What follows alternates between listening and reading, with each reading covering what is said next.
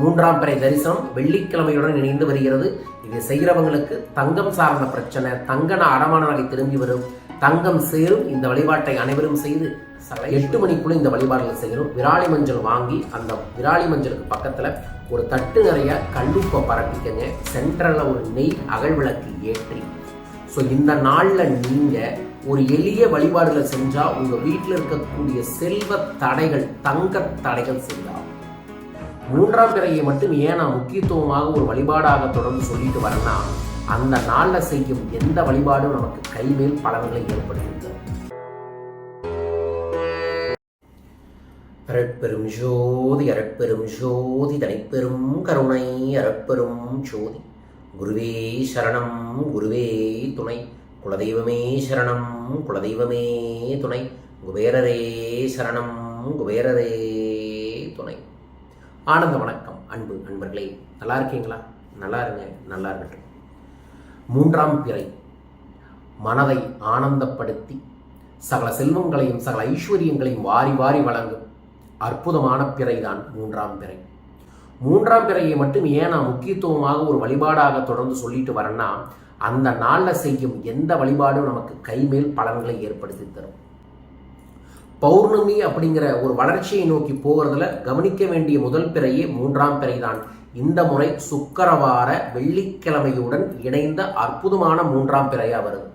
So இந்த நாளில் நீங்க ஒரு எளிய வழிபாடுகளை செஞ்சா உங்க வீட்டில் இருக்கக்கூடிய செல்வ தடைகள், தங்க தடைகள் சரியாகும். அந்த நாளில் கண்டிப்பாக வரும் வெள்ளிக்கிழமை நீங்க ஒரு துளி தங்கம் வாங்குங்க, ஒரு 500 ரூபாய்க்கு வாங்குங்க. அதுவும் முடியாதவங்க விராலி மஞ்சள் வாங்கிக்கங்க.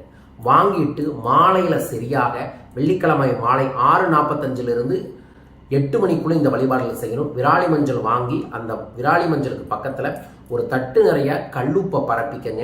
சென்ட்ரல்ல ஒரு நெய் அகல் விளக்கு ஏற்றி, உங்களோட நகை பிரச்சனை இருக்குல்ல, அடமான நகை, தங்க நகை அந்த பிரச்சனை சரியாக எழுதுங்க. அல்லது என்ன நகை வாங்கணும், ஒரு நெக்லஸ் வாங்கணும், ஒரு வைர அட்டிகை வாங்கணும், ஒரு வளையல் வாங்கணும் அப்படின்னு ஒரு பிரியாணி இலைகளை எழுதி அதில் புணுக்கு தடவி அந்த விளக்குக்கு பக்கத்தில் வச்சிருங்க.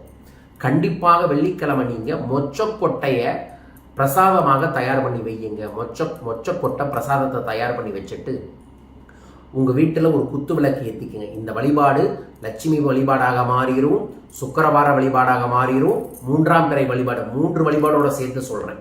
இதெல்லாம் தயார் பண்ணி வச்சுட்டு மனமாற முதல்ல ஓம் கம் கணபதே நம என்று 5 முறையும், அதற்கப்புறம் ஓம் சரவணபவ 5 முறையும், ஓம் நம சிவாய 5 முறையும், ஓம் நமோ நாராயண 5 முறையும், ஓம் லலிதம் லம்போதரம் என்கின்ற மந்திரத்தை 5 முறையும் சொல்லிவிட்டு மனமாற 108 முறை ஓம் ஸ்ரீ சந்திரமௌலீஸ்வராய நம, ஓம் ஸ்ரீ சந்திரமௌலீஸ்வராய நம என்கின்ற மந்திர ஜபத்தை செய்யுங்கள். அந்த நாளில் செஞ்சுட்டு அப்படியே மேற்கு திசையில தெரியக்கூடிய சந்திரனை கண்ணால பாருங்கள். பார்த்ததுக்கு பிறகு அந்த விராலி மஞ்சள்ல புணுகும் பொட்டும் தடவி உங்க கல்லாப்பெட்டியில வையுங்க. அந்த பிரியாணி இலையை எரிச்சிருங்க. பிரசாதத்தை வீட்டில் இருக்கிறவங்க பகிர்ந்து சாப்பிட்டுக்கங்க.